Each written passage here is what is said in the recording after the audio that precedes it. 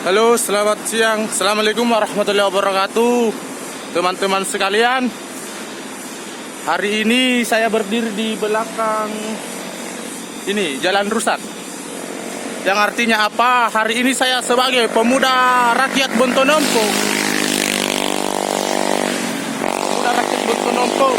mengajak saudara-saudara yang tergerak hatinya untuk mengikut sertakan dirinya pada esok hari di Bontonompo, tepatnya itu di Pertamina Bontonompo, dan berlanjut ke perbatasan Bontonompo Bajeng.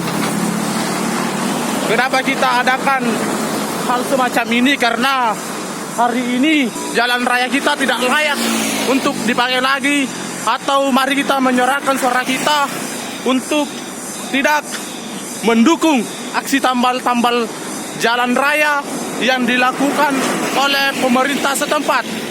Terima kasih atas responnya saudara-saudara. Saya himbau kembali bahwasanya mari kita menyuarakan suara kita untuk dapat berkumpul pada besok hari untuk menyuarakan suara kita agar pemerintah memperhatikan jalan raya kita sebagai jalan penyambung antar provinsi. Kita saksikan saudara-saudara. Tapi semua kita saksikan.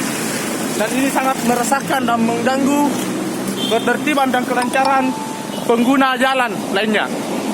Terima kasih. Wassalam, salam sejahtera bagi kita semua.